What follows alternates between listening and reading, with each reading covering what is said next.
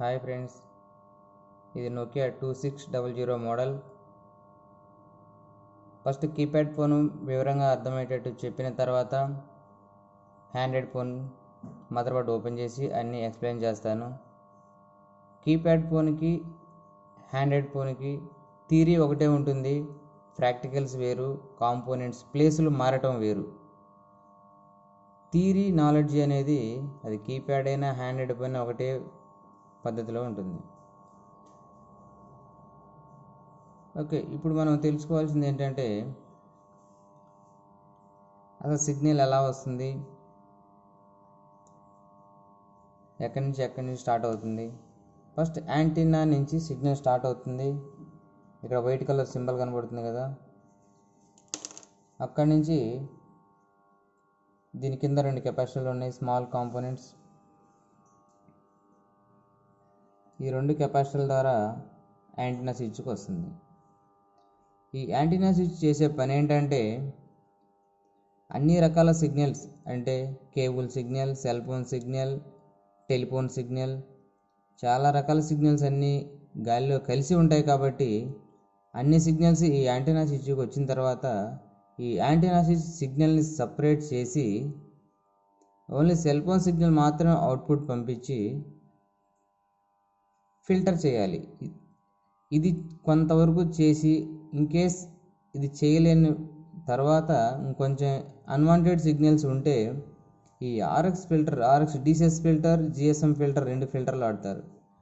ఫిల్టర్ల వల్ల ఉపయోగం ఏంటి అంటే స్విచ్ ఫిల్టరింగ్ చేయలేని సిగ్నల్ ఏదైనా ఎక్స్ట్రా వస్తే ఈ ఫిల్టర్ ద్వారా పూర్తిగా అదర్ సిగ్నల్స్ అన్నీ ఆపేసి ఓన్లీ సెల్ ఫోన్ సిగ్నల్ మాత్రమే ఇన్పుట్ తీసుకొని ఫిల్టరింగ్ చేసి డెవలప్ చేసి రెండు కెపాసిటర్ల ద్వారా ఒక ఇన్పుట్ ఇస్తాం ఇక్కడ సెంటర్ పిన్కి, రెండు అవుట్పుట్ పిన్నుల ద్వారా, రెండు కాయిల్స్ ద్వారా ఆర్ఎఫ్ సిగ్నల్ ప్రాసెసర్ ఐసీకి వస్తుంది. ఈ ఆర్ఎఫ్ సిగ్నల్ ప్రాసెసర్ ఐసీ చేసే పని ఏంటంటే వచ్చిన సిగ్నల్ లాక్ చేసుకోవటం, అప్ అండ్ డౌన్ రాకుండా కంటిన్యూగా కాన్స్టెంట్గా నిలబెట్టడం కోసం. ఇక్కడ రెండు ఫిల్టర్లు అంటే జిఎస్ఎంఆర్ఎక్స్, డిసిఎస్ఆర్ఎక్స్. ఈ లైన్లో ఓన్లీ ఎయిర్టెల్, ఐడియా సిమ్లు మాత్రమే సిగ్నల్స్ ప్రవేశిస్తాయి. ఈ ఫిల్టర్ ద్వారా ఓన్లీ వడాఫోన్ సిమ్ మాత్రమే పనిచేస్తుంది. వడాఫోన్ సిమ్ అంటే 1900 MHz ఫ్రీక్వెన్సీ మాత్రమే ఈ ట్రాక్లో జర్నీ చేస్తుంది. ఇక్కడ 900 MHz, 900 MHz ఫ్రీక్వెన్సీలో 4-5 రకాల సిమ్ కార్డులు సిగ్నల్ వస్తుంది. ఇక్కడ ఓన్లీ వడాఫోన్ సిగ్నల్ మాత్రం ఈ ట్రాక్ల ద్వారా వస్తుంది. కస్టమర్ ఓన్లీ వడాఫోన్ సిమ్ రావట్లేదు, మిగతా సిమ్లు అన్నీ వస్తున్నాయి అంటే ఈ ఫిల్టర్ చెక్ చేసుకోవాలి. ఈ యాంటీనా స్విచ్ నుంచి ఏ పిన్ ద్వారా అవుట్పుట్ వస్తుందో ఈ ఫిల్టర్కి వచ్చే వరకు చెక్ చేసుకోవాలి. ఫిల్టర్కి వచ్చిన తర్వాత ఫిల్టరింగ్ జరిగి రెండు కాయిల్స్ని చెక్ చేసుకోవాలి. 90% ఈ రెండు కాయిల్స్ ప్రాబ్లం ఉంటే వడాఫోన్ సిమ్ రావట్లేదు అంటారు. ఓకేనా, వడాఫోన్ సిమ్ రాకపోతే డిసిఎస్ లైన్ చూడాలి, అదర్ సిమ్స్ రాకపోతే జిఎస్ఎం లైన్ చెక్ చేయాలి. ఆర్ఎఫ్ సిగ్నల్ ప్రాసెసర్కి వచ్చిన తర్వాత ఈ ఆర్ఎఫ్ సిగ్నల్ ప్రాసెసర్ పనిచేయాలంటే క్రిస్టల్ సహాయం కూడా ఉండాలి. దీన్ని క్రిస్టల్ అంటారు. దీనికి 4 పిన్నులు ఉంటాయి, 1, 2, 3, 4. ఒకటి సప్లై వస్తుంది, పవర్ ఐసీ నుంచి ఒక పిన్నుకు సప్లై వస్తుంది, ఒక పిన్ను గ్రౌండ్ చేసి ఉంటారు, ఒకటి నో కనెక్షన్, ఒకటి ఆర్ఎఫ్ సిగ్నల్ ప్రాసెసర్కి సిగ్నల్ వెళ్తుంది. ఈ 3 కనెక్షన్స్లో ఏ కనెక్షన్ అయినా దీనికి సప్లై అందకపోతే సిగ్నల్ రాదు, నో సర్వీస్ వస్తుంది. లేదా సిమ్ వేయగానే రెడ్ సింబల్ పడుతుంది పైన, అంటే ఇన్సర్ట్ సిమ్ అని చూపించదు, కానీ సిగ్నల్ పడే ప్లేస్లో మొబైల్ ఆన్ చేసినప్పుడు రెడ్ కలర్లో రౌండ్గా సింబల్ పడుతుందంటే క్రిస్టల్ వీక్గా ఉందని అర్థం. క్రిస్టల్ సిగ్నల్ని లాక్ చేసుకోలేకపోతుంది, సిగ్నల్ని డెవలప్ చేసి కరెక్ట్గా కాన్స్టెంట్గా నిలబెట్టలేకపోతుంది. కాబట్టి క్రిస్టల్ని పేస్ట్ అప్లై చేసి రీహార్ట్ చేసి చూడాలి. అప్పటికి కూడా రాకపోతే క్రిస్టల్ మార్చాలి. క్రిస్టల్ వల్ల ఉపయోగం ఏంటంటే సిగ్నల్ లాక్ చేయటం, సిగ్నల్ డెవలప్ చేయటం. ఆర్ఎఫ్ సిగ్నల్ ప్రాసెసర్కి వీక్గా ఉన్న సిగ్నల్ని డెవలప్ చేసి లాక్ చేయటం దీని డ్యూటీ. ఇప్పుడు ఈ ఆర్ఎఫ్ సిగ్నల్ ప్రాసెసర్ నుంచి RX GSM, RX DCS audio signal processor ఐసీకి రావాలి. ఆడియో సిగ్నల్ ఐసీ ప్రాసెసర్ ఎక్కడుంది అంటే ఈ ఐసీలో ఉంది. దీనిని ఆడియో సిగ్నల్ ప్రాసెసర్ ఐసి అంటారు, యూఎంఐసి అంటారు, ఛార్జింగ్ ఐసి అంటారు.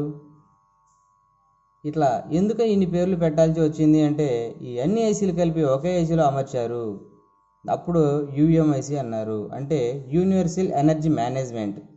4-5 రకాల ఐసీలను కలిపి ఒకే ఐసీలో తయారు చేశారు కాబట్టి యూనివర్సల్ ఐసీ అంటారు. యూనివర్సల్ ఐసీ అనొచ్చు, యూఎంఐసి అనొచ్చు. సో రకరకాల సర్క్యూట్లు, ఒక సర్క్యూట్లో యూఎంఐసి అంటారు, ఇంకొక సర్క్యూట్లో ఆడియో ఐసీ అంటారు, ఇంకొక సర్క్యూట్లో మెజినల్ ఐసీ అంటారు, ఇంకో దాంట్లో హాగర్ ఐసీ అంటారు. పేరు ఏదైనా కానివ్వండి, మనకు కావాల్సింది సబ్జెక్ట్. ఓకే, ఇప్పుడు 4 ఐసీలు ఒకే దాంట్లో ఉన్నాయి. దీంట్లో ఏమేమి ఐసీలు ఉన్నాయి? ఛార్జింగ్ ఐసీ ఉంది, ఆడియో ఐసీ ఉంది, పవర్ ఐసీ ఉంది, కంట్రోల్ ఐసీ కూడా ఉంది. ఓకే, తర్వాత ఈ ఆడియో ఐసీ నుంచి సిపియూకి ఇన్ఫర్మేషన్ వెళ్తుంది. సిపియూ నుంచి ఆడియో ఐసీకి వెళ్ళేటప్పుడు కాంపోనెంట్స్ ఏమి కనిపించవు. ఈ మదర్ బోర్డ్కి, ప్రతి సెల్ ఫోన్ మదర్ బోర్డ్కి 7 లేయర్స్ ఉంటాయి.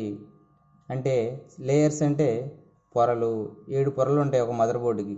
అంటే ఇక్కడి నుంచి ఒక సప్లై ఒక కాంపోనెంట్స్కి వచ్చింది అంటే ఇక్కడి నుంచి ఇంకొక ఐసీకి వెళ్ళేటప్పుడు ట్రాక్ లోపలికి వెళ్తుంది. ఎక్కడి నుంచి ఎక్కడికి వెళ్తుందో కనిపించవు, లోపల వెళ్తుంది.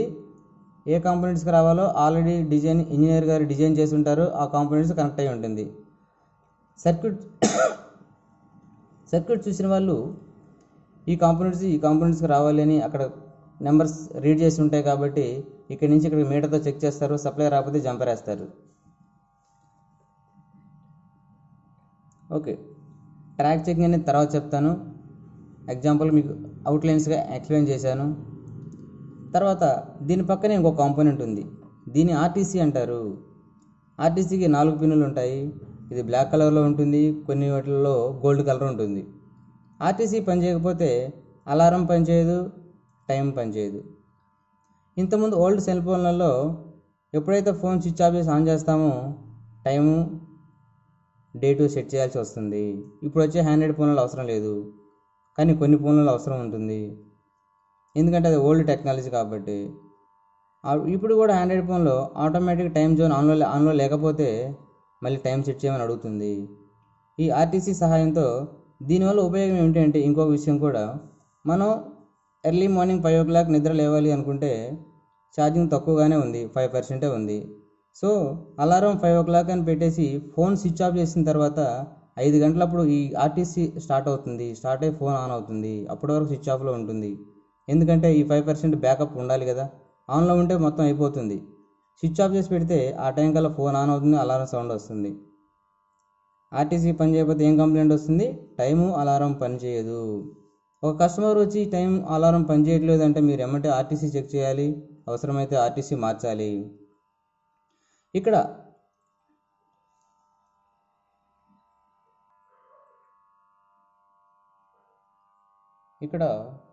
పవర్ ఐసీ పక్కన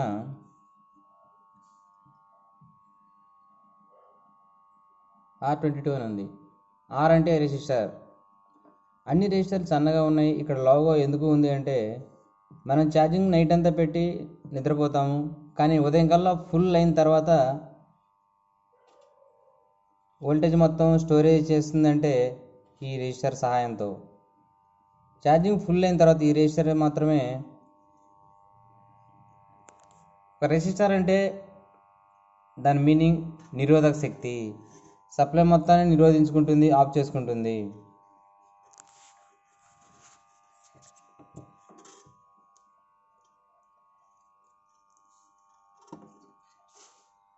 ఇప్పుడు ఛార్జింగ్ ఇండికేషన్ చూపిస్తుంది కానీ ఫుల్ అవ్వట్లేదంటే R220 రెసిస్టర్ మార్చి చూడాలి.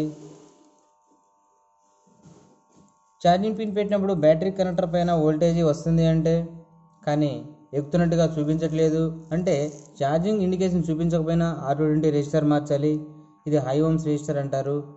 ఓమ్స్ తక్కువే ఉంటుంది, యాంపరేజ్ ఎక్కువ ఉంటుంది. కాబట్టి ఛార్జింగ్ ఫుల్ అయిన తర్వాత నిరోధించే రెసిస్టర్ R22 రెసిస్టర్.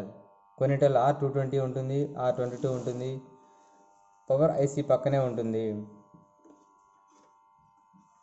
ఇక్కడ కాంపోనెంట్స్, ఇక్కడ బ్రౌన్ కలర్ ఉన్న కాంపోనెంట్స్ అన్ని కెపాసిటర్లు అని చెప్పాను. బ్లాక్ కలర్లో ఉండే అన్ని రెసిస్టర్లు అని చెప్పాను. ఇక్కడ బ్లాక్ కలర్ చిన్నగా కనపడుతున్నాయి కదా, అవి రెసిస్టర్స్. దీని పక్కన brown colour capacitor. Okay, RTC గురించి చెప్పాను కదా, టైము అలారం పనిచేయదు.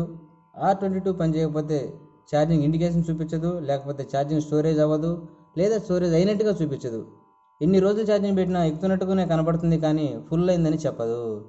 ఈ 3 కారణాలలో ఏ ప్రాబ్లం వచ్చినా R22 రెసిస్టర్ మార్చాలి. నెక్స్ట్ ఇది UMIC అని చెప్పాను. ఈ ఐసీ పనిచేయకపోతే ఫోన్ ఆన్ కాదు, సెట్ డెడ్ అంటారు. దీని పక్కనే ఉన్న ఐసీ CPU. ఈ అన్ని ఐసీలు పనిచేయాలంటే CPU సహాయం కంపల్సరీ కావాలి. CPU పనిచేయకపోతే ఫోన్ ఆన్ అవ్వదు.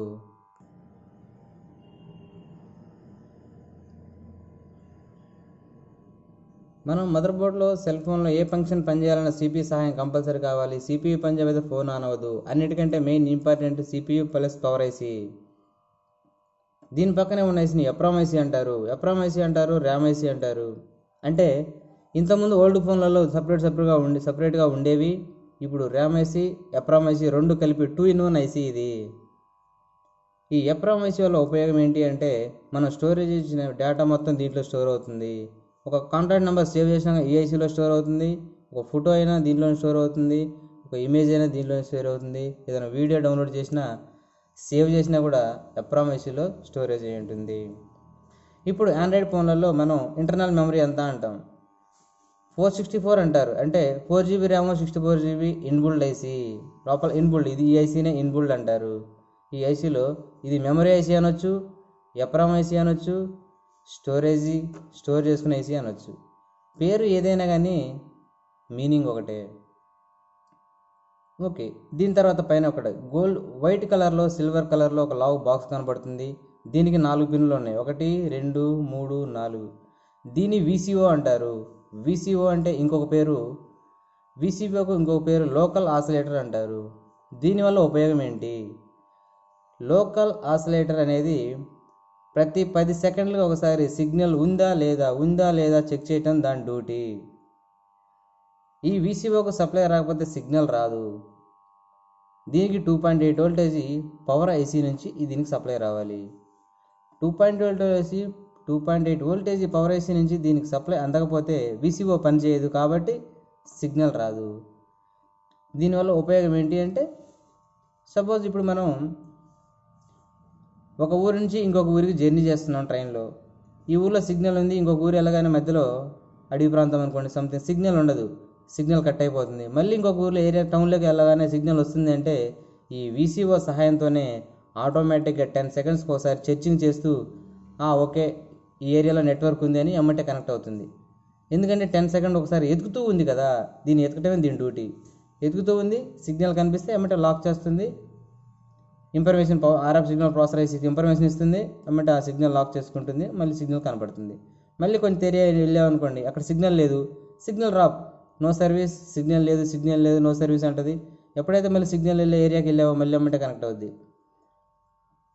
దీనివల్ల VCO వల్ల ఉపయోగం ఇది. నెక్స్ట్ దీని పక్కన వైట్ కలర్లో 6 legs ఉన్నాయి. దీన్ని TX ఫిల్టర్ అంటారు. TX అంటే transmitting signal, out going signal అంటారు. వీటి వల్ల ఏదైనా వీక్గా ఉన్నా, దీనిలో ఏదైనా ప్రాబ్లం ఉంటే కాల్ చేసినప్పుడు సిగ్నల్స్ అన్నీ పడిపోతూ ఉంటాయి.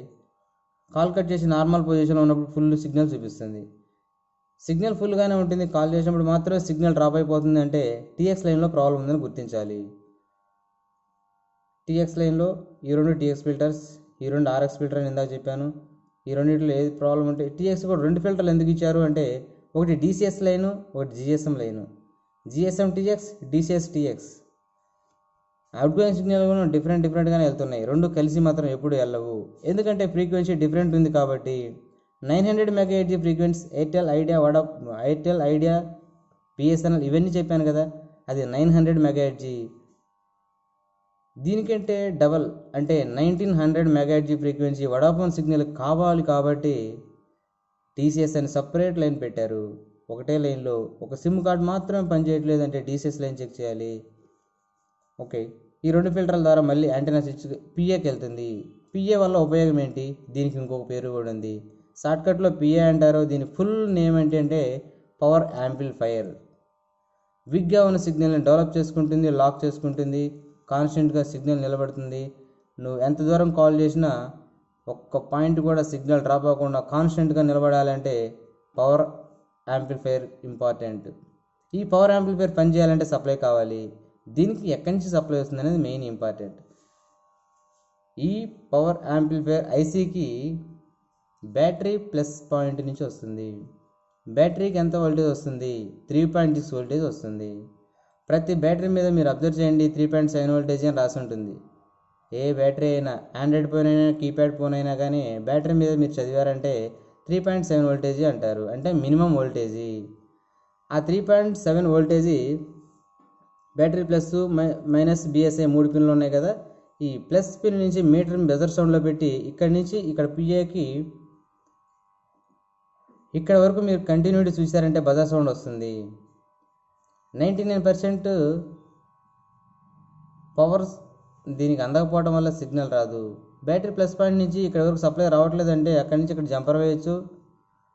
లేదంటే 3.6 లైన్ వోల్టేజ్ ఇంకా ఎక్కడ దగ్గరలో ఉంటే అక్కడి నుంచే వేయచ్చు.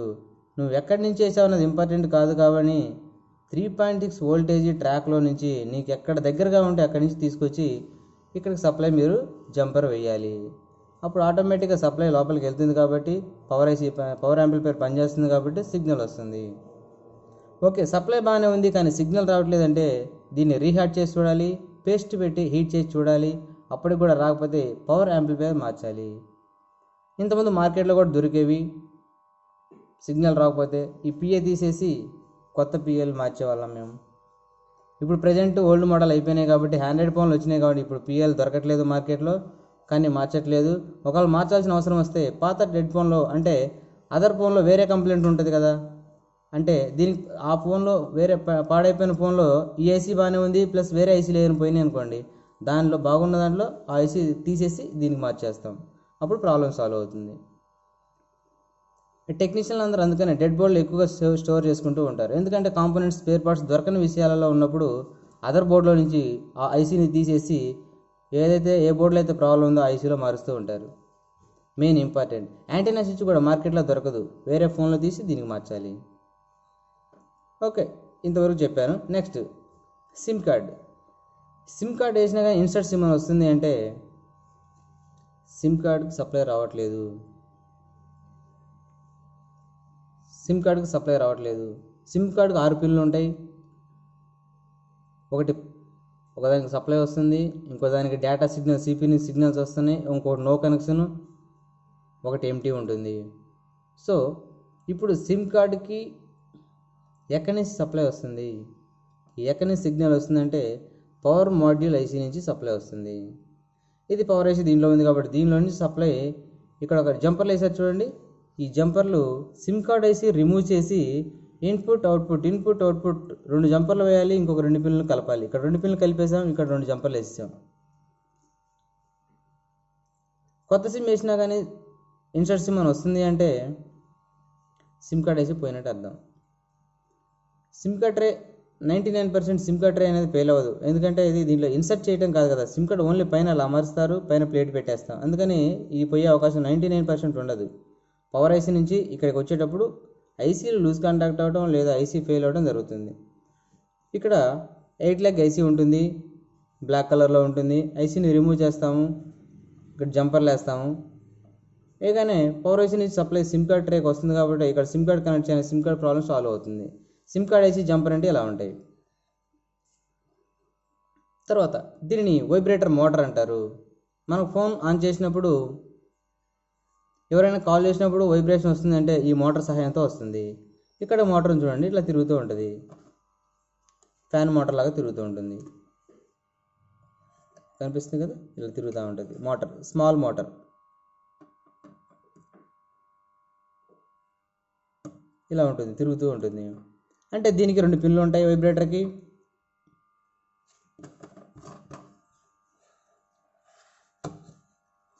బ్యాక్ సైడ్ 2 పిన్లు కనిపిస్తున్నాయి కదా, ఇక్కడ 2 పిన్లు ఉంటాయి. ఒకటి బ్యాటరీ ప్లస్ పాయింట్ నుంచి సప్లై రావాలి, ఇంకో దానికి పవర్ ఐసీ నుంచి సిగ్నల్ రావాలి. ఈ రెండింటిలో ఏది పని చేయకపోయినా వైబ్రేటర్ పనిచేయదు.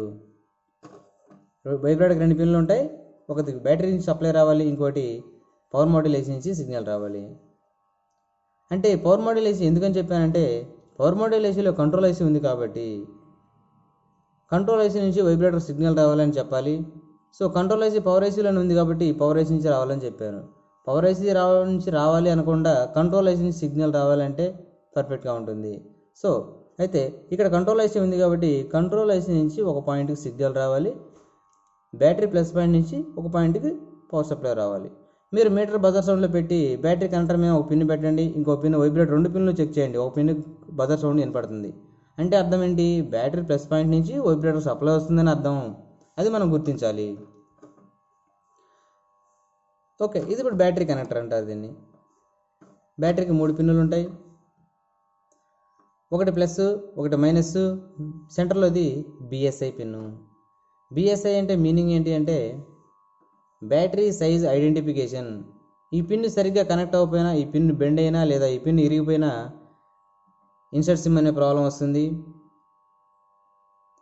అందుకని బ్యాటరీ సైజ్ ఐడెంటిఫై చేస్తుంది. నువ్వు వేరే రాంగ్ బ్యాటరీ వేరేది పెడితే battery not matching, battery not charging అంటుంది. ఇప్పుడు ఈ ఫోన్కి BL5C బ్యాటరీ ఉంటుంది, BL4C బ్యాటరీ పెట్టి మీరు ఛార్జింగ్ పెడితే నాట్ ఛార్జింగ్గా వస్తుంది. కానీ గమనించండి, మీరు BL4C బ్యాటరీ పెడితే ఛార్జింగ్ ఎక్కదు. అంటే ఈ పిన్ చెప్తుంది నాకు బ్యాటరీ మ్యాచ్ అవ్వలేదు, నేను ఛార్జింగ్ ఎక్కడం కుదరదు, not charging, battery not matching, ఇలాంటి కంప్లైంట్ వస్తూ ఉంటాయి. ఓకే, ఇక్కడ రౌండ్గా ఉంది చూడండి, R అని ఉంది. పేరు ఏదైనా ఇది కాయిల్ సింబల్. అన్ని కాయిల్స్ ఇక్కడ కూడా కాయిల్ ఉన్నాయి. ఇక్కడ చూడండి బ్లాక్ కలర్, ఇది కాయిల్, ఇది కాయిల్, కాయిల్ అంటే కాయిల్స్ చాలా ఉన్నాయి. ఇక్కడ బ్లాక్ కలర్లో ఉంటుంది, పెద్ద సైజులో ఉన్నాయి కాయిల్స్. ఇది కూడా కాయిల్. మరి దానికి దీనికి డిఫరెంట్ ఏంటి? దీనిని బూస్టింగ్ కాయిల్ అంటారు. ఇది లైటింగ్ని ఉత్పత్తి చేయడం కోసం ఉపయోగిస్తారు. అంటే సెల్ ఫోన్లో డిస్ప్లే లోపల లైటింగ్ వెలగాలంటే ఈ కాయిల్ సహాయం. కాయిల్ ఉంటుంది, లైటింగ్ ఐసీ ఉంటుంది. ఇది లైటింగ్ ఐసీ. ఈ ఐసీ పైన లైటింగ్ రాదు, కాయిల్ పైన లైటింగ్ రాదు. సరే, ప్రతి ఐసీ పనిచేయాలంటే సప్లై కావాలి. ఈ లైటింగ్ ఐసీకి సప్లై ఎక్కడి నుంచి వస్తుంది అనేది మెయిన్ ఇంపార్టెంట్. పవర్ ఐసీ నుంచి సప్లై రావాలి. పవర్ ఐసీ నుంచి ఒక పిన్కి సప్లై వస్తుంది. సప్లై వచ్చిన తర్వాత ఐసీ పనిచేస్తుంది. ఈ ఐసీ పనిచేసిన తర్వాత వచ్చిన సప్లై కంటే ఎక్కువగా డెవలప్ చేసి ఈ కాయిల్ బూస్టింగ్ కాయిల్ ద్వారా ఒక డయోడ్ సహాయంతో లైటింగ్ ఉత్పత్తి చేస్తుంది. అప్పుడు లైటింగ్ కనిపిస్తుంది. ఇక్కడ ఉన్న సింబల్స్ అన్నీ ఇవి 2 charging plus minus symbol. Nokia charging pin అంటే సన్న పిన్ ఉంటుంది, ఒకటి మైనస్ ఒకటి ప్లస్ ఉంటుంది. ఈ ప్లస్ సప్లై నుంచి ఫస్ట్ వచ్చేది ఇక్కడ కాంపోనెంట్ ఉంటుంది చూడండి బ్లాక్ కలర్, దీన్ని ఫీజ్ అంటారు. ప్రతి సెల్ ఫోన్కి ఒక ఫీజు ఉంటుంది ఓల్డ్ ఫోన్లలో. ఇప్పుడు న్యూ ఫోన్లలో ఫీజు కూడా లేకుండా డైరెక్ట్గా ఛార్జింగ్ ఐసీకి వెళ్ళిపోతుంది. KN రాసి ఉంది, కొన్నిసార్లు KN రాసి ఉంటుంది, ఒకసారి F అని రాసి ఉంటుంది, ఒకసారిలో పేరు ఏదైనా ఉండండి. ఛార్జింగ్ ప్లస్ పాయింట్ నుంచి బజర్ సౌండ్ చూడండి. ఇక్కడ నుంచి మీటర్ ప్లస్ పాయింట్ పెట్టి ఇంకో పిన్తో ఇక్కడ చెక్ చేస్తున్నప్పుడు ఇక్కడ బజర్ సౌండ్ వస్తుంది అంటే ఛార్జింగ్ పిన్ నుంచి ఈ ఫీజుకి సప్లై వస్తుంది. అంటే ఇక్కడ ట్రాక్ కనపడట్లేదు, కానీ ఇక్కడికి వస్తుందని ఎలా తెలుసు అంటే మేము సర్క్యూట్ చూసాం కాబట్టి మేము చెప్పగలుగుతున్నాం. సర్క్యూట్ డిజైనింగ్లో చూసి దీంట్లో మ్యాచ్ చేయాలి. సర్క్యూట్ ఉంటుంది, సర్క్యూట్ తర్వాత లేఅవుట్ ఉంటుంది, లేఅవుట్ నుంచి బోర్డుకి మ్యాచ్ చేయాలి. ఈ 3 ప్రాసెస్ల ద్వారా చిప్ లెవెల్ రిపేర్ నేర్చుకోవచ్చు.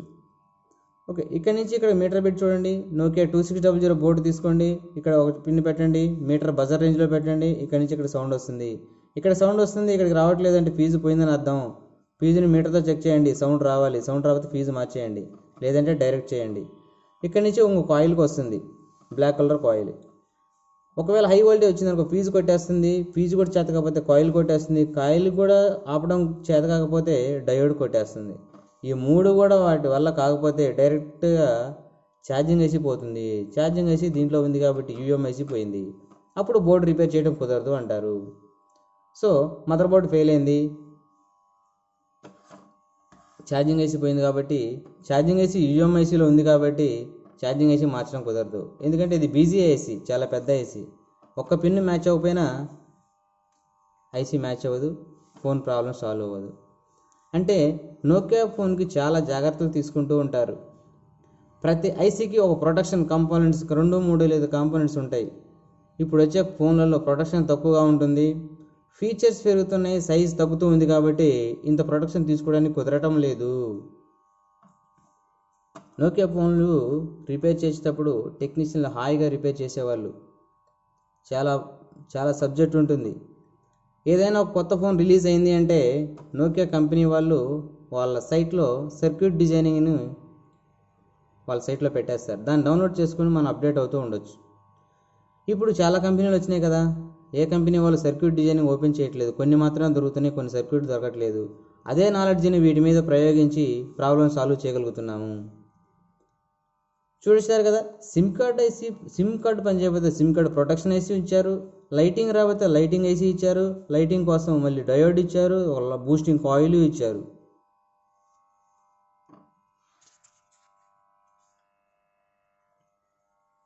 ఓకే, ఇంత ప్రొటెక్షన్ ఉంటుంది నోకియా ఫోన్లలో.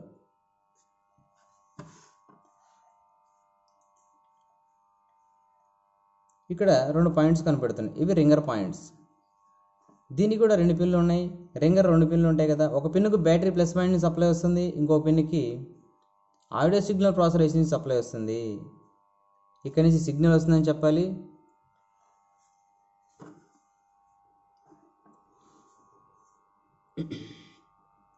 ఆడియో ఏసీ దేంట్లో ఉంది, దీనిలో ఉంది.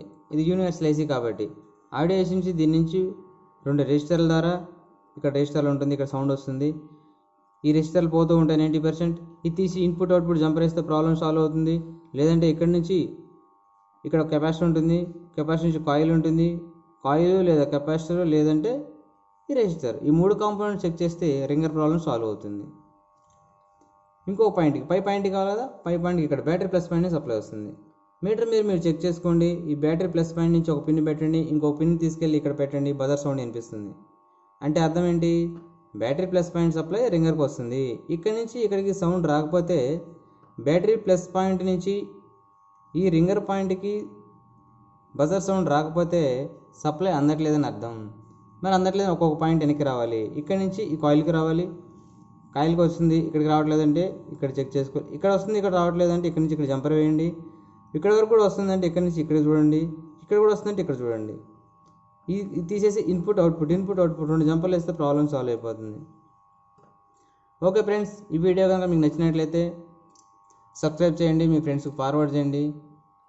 ఇంకా మీరు ఈ వీడియో కొత్తగా చూస్తున్నట్లయితే సబ్స్క్రైబ్ చేయండి. ఇంకా కొత్త వీడియోలు మా కామెంట్ బాక్స్లో షేర్ చేయండి. Thank you.